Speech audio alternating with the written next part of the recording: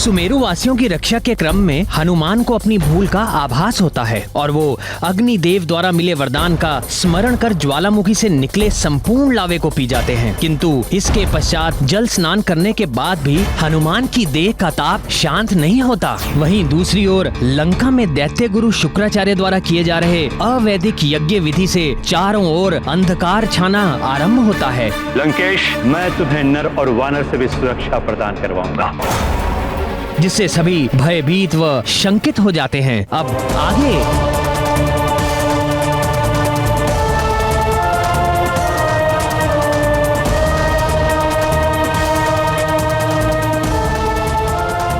महारानी जी, अब चिंता मत कीजिए, युवराज शीघ्र ही स्वस्थ हो जाएंगे। चंदन जल और औषधि के काढ़े से वो शीघ्र ही स्वस्थ हो जाएंगे, उनकी पीड़ा कम हो जाएगी।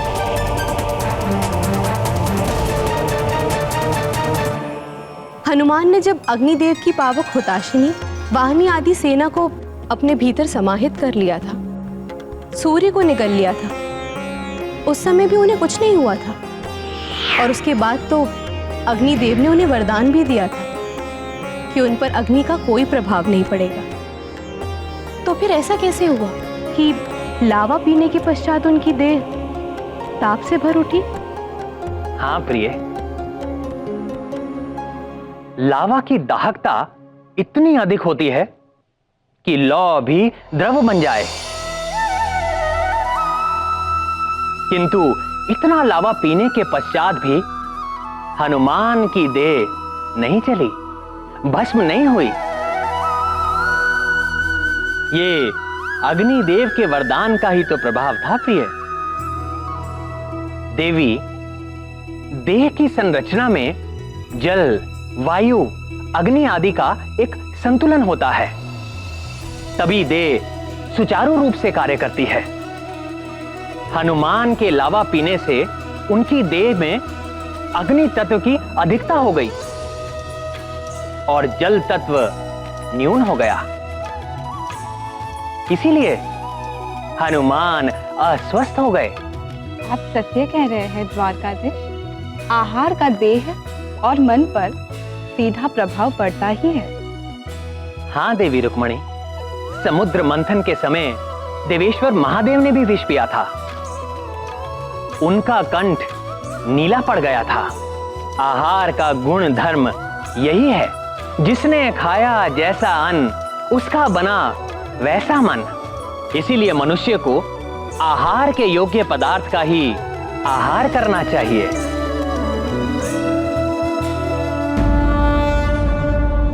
युवराज, इसे पीजिए।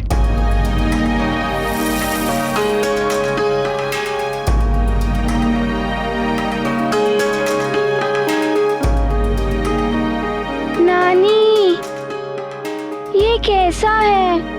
काढ़ा ऐसा ही होता है, औषधि समझ के पी लो, स्वस्थ हो जाओगे।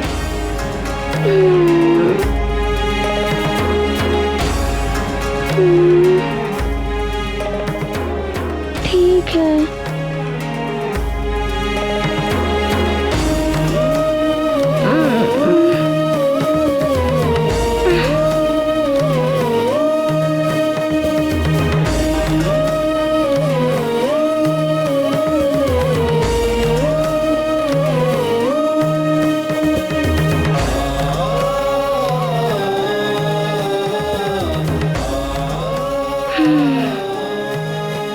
कैसा लग रहा है पुत्र? मैं क्या करूं नानी, मेरी प्यास बुझ ही नहीं रही है। शिष्य, शीघ्र जाओ, चंदन जल, पुष्प जल एवं शीतल दूध आदि लेकर आओ और युवराज हनुमान की देह पे डालो।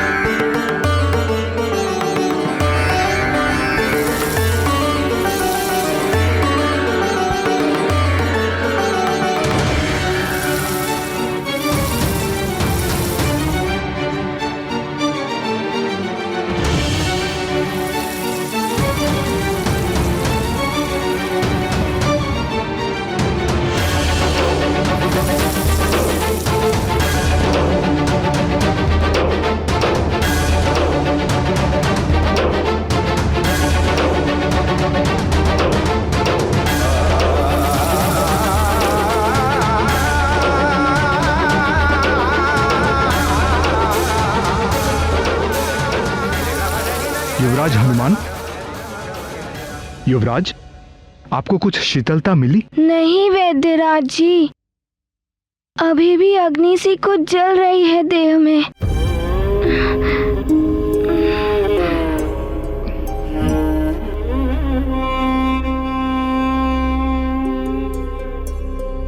कोई औषधि काम न आए, लावा के तप से तपते हनुमान।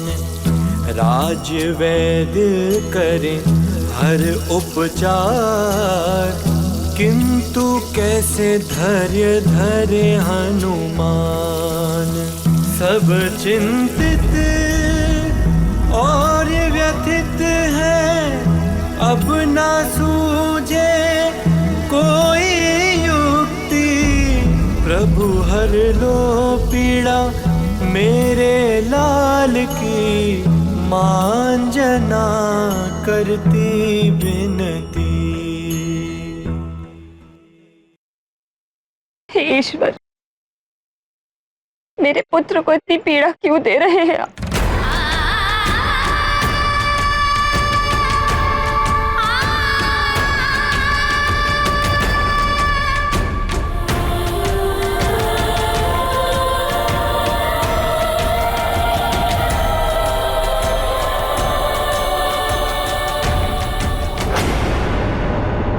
वैश्वनराय प्रतिवेदयामि यद्गृहन् संग्रो देवासु स एतां पाशनं गृह्यचदा वेद सर्वनाशं पक्षेन स संभवेन्।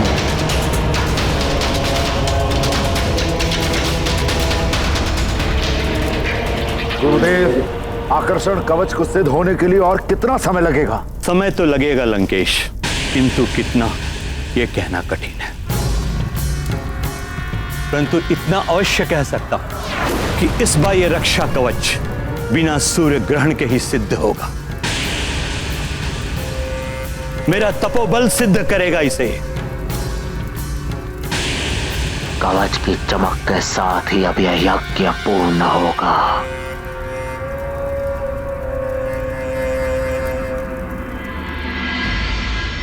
रावण की सहायता करने का अर्थ है संसार में विध्वंस और अति विनाश। देवराज, शुक्राचार्य समस्त असुरों के गुरु हैं। वे रावण के भी गुरु हैं।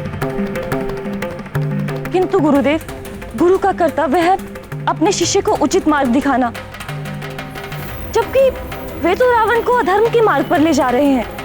हाँ गुरुदेव, यदि रावण का रक्षा कवच सिद्ध हो गया तो उसकी शक्तियां कई गुना बढ़ जाएगी। सबके लिए वो अवध्य हो जाएगा। उसके आतंक से समस्त सृष्टि त्राहिमाम कर उठेगी। असुर राज करेंगे सारे संसार पर। देवराज, देवी सची, दैत्य गुरु शुक्राचार्य तो अपना गुरु धर्म निभा रहे हैं। वे देव हो, दानव हो या मानव, सबको अपने कर्म और धर्म पर ही ध्यान देना चाहिए।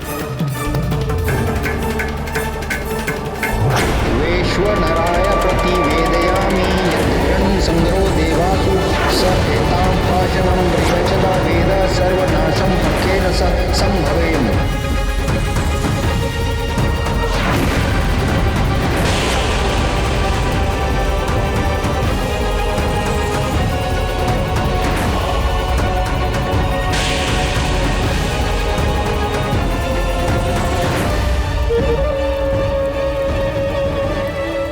ब्रह्मं प्रसन्नम, प्रसन्न हुए हम। गुरुदेव, आप महान हैं। आपका तपोबल कार्य कर रहा है। आकर्षण कवच का सिद्ध होना आरंभ हो गया है। अपनी संपूर्ण मायावी शक्तियों के साथ सिद्ध हो जाएगा और उसके पश्चात तुच्छ वानर हो या नारायण ने संसार के किसी भी कोने में जन्म ले लिया हो, मेरा कोई अहित नहीं कर सकता। मैं अवश्य हो जाऊंगा सबसे।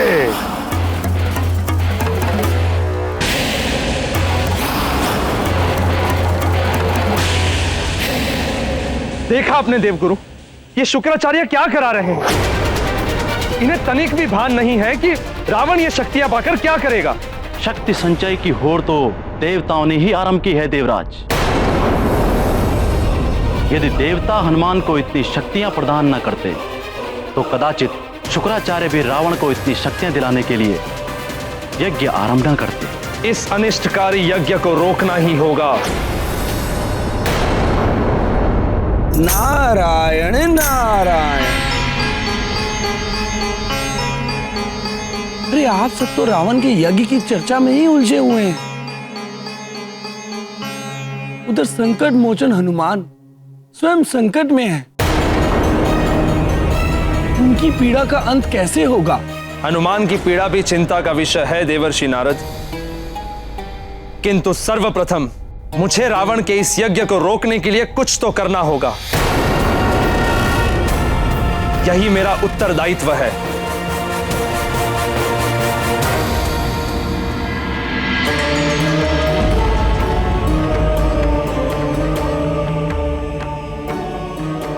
हे करुणा निधान, करुणा कीजिए मेरे पुत्र पर। मैंने तो आप सब देवताओं के द्वारा दिए गए वरदान स्वीकार कर लिए थे और ये संकल्प लिया था कि आपका महान उद्देश्य पूर्ण करने के लिए मुझसे जो भी योगदान हो सकेगा मैं दूंगी। मुझे ज्ञात है ये मार्ग बहुत कठिन है। हे प्रभु, वरदान आपने दिया है, परीक्षा भी आप ही लेंगे।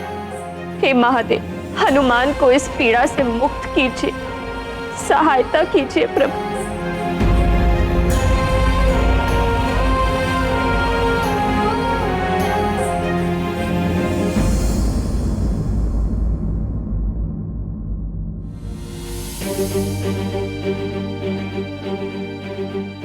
महादेव, स्वामी, मुझसे हनुमान की असीम वेदना अब और नहीं देखी जाती।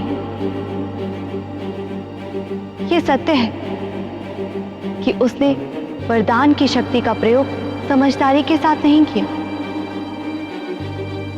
किंतु अभी उसका विकास होना है। वह अबोध है, किंतु ज्वालामुखी का मुंह बंद करने या लावा को पी जाने के पीछे उसकी लोक कल्याण की ही तो भावना है। हनुमान ने लावा पीकर अपनी प्रजा को संकट से हरा है। संसार में आप ही मुक्त करा सकते हैं देवादिदेव। आपसे बड़ा वैद्य इस संसार में कोई नहीं।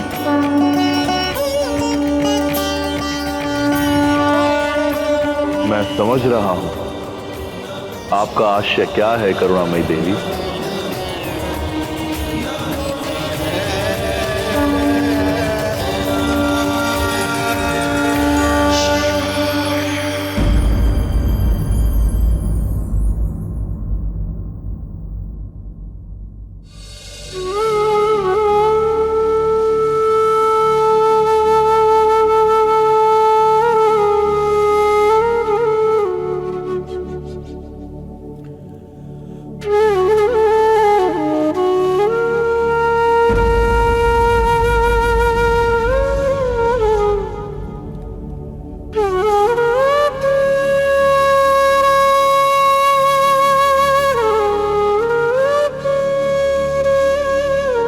हनुमान कैसा है?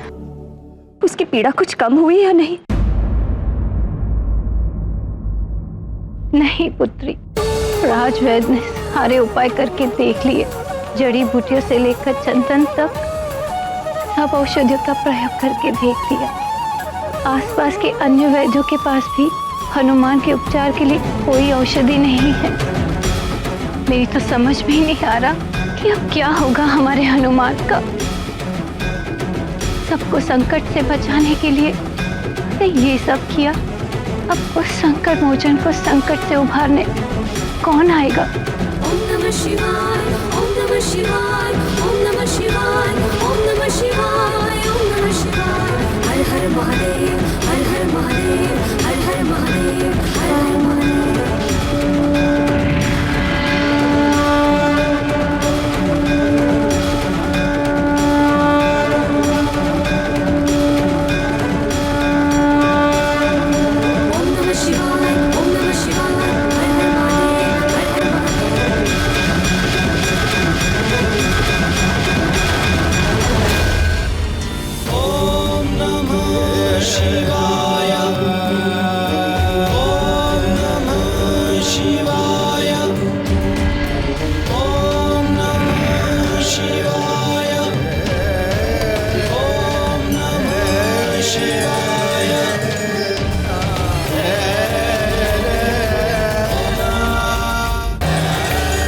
वैद्यराज, क्षमा चाहता हूं। क्या मेरा पुत्र अब स्वस्थ नहीं हो पाएगा?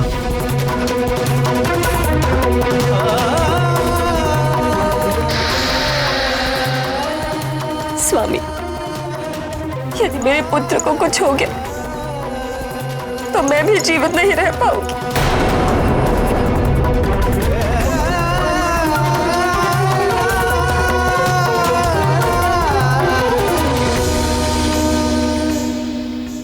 माँ, मैं बार बार आपके दुख का कारण बन रहा हूँ ना, मुझे क्षमा कर दीजिए। ऐसा मत बोलो पुत्र।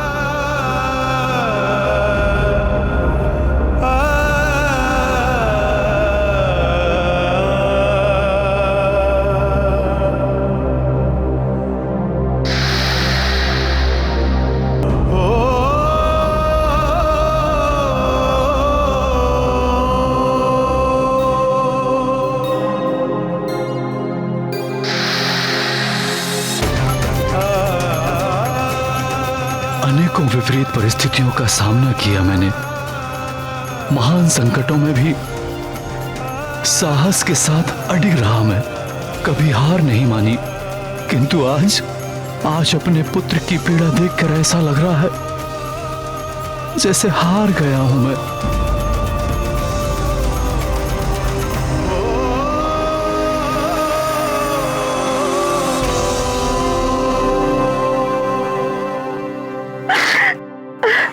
हार तब तक नहीं हो सकती जब तक भगवान पे भरोसा है।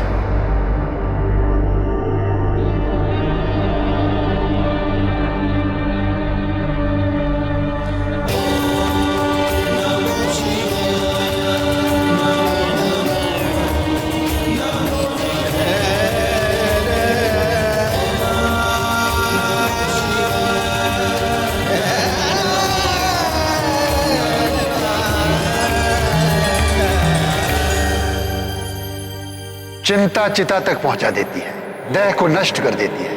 इसलिए चिंता को त्याग कर आशावान बने रहिए। शेष ईश्वर पर छोड़ दीजिए। ये कौन विभूतियां हैं? दिव्य तेज पसरा है इनके चारों ओर।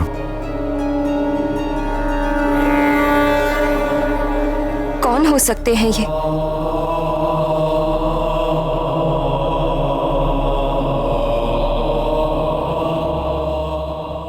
महाराज, ये बहुत पहुंचे हुए वैद्य हैं। कह रहे हैं कि युवराज का उपचार कर सकते हैं।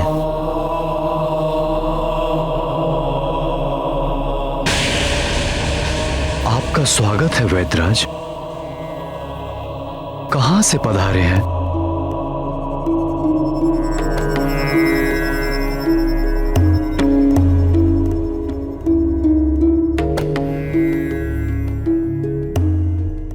जोगी और वैद्य का ठिकाना नहीं पूछते वाले। हम तो रमता जोगी हैं, बहता पानी। आज यहां तो कल कहीं और। उपचार करवाना है तो बताइए। करवाना है महाराज।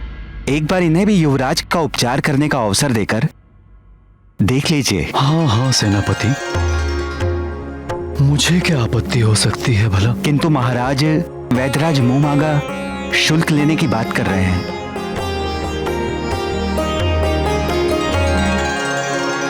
वैद्यराज जी, आप मेरे पुत्र को स्वस्थ कर दीजिए। आप जो मांगेंगे मैं दूंगा, वचन है मेरा। आप ये सारा राजपाट ले लीजिए। आप कहेंगे तो मैं अभी ये भवन आपको सौंप कर चली जाऊंगी। किंतु मेरे पुत्र को, मेरे हनुमान को स्वस्थ कर दीजिए।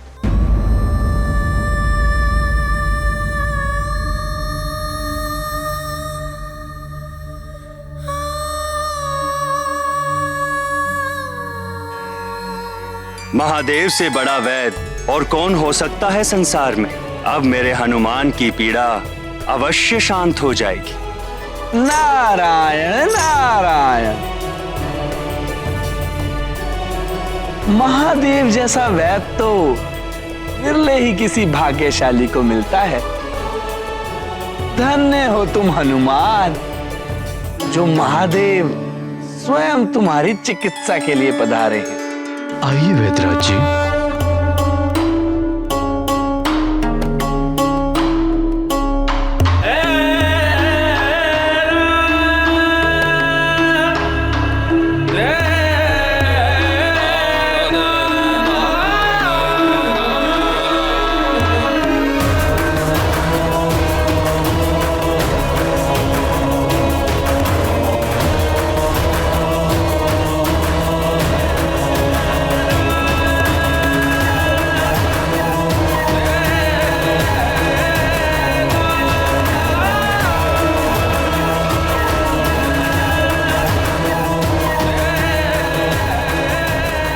ये वेदराज जी तो देखे हुए से लग रहे हैं, किंतु समझ में नहीं आ रहा है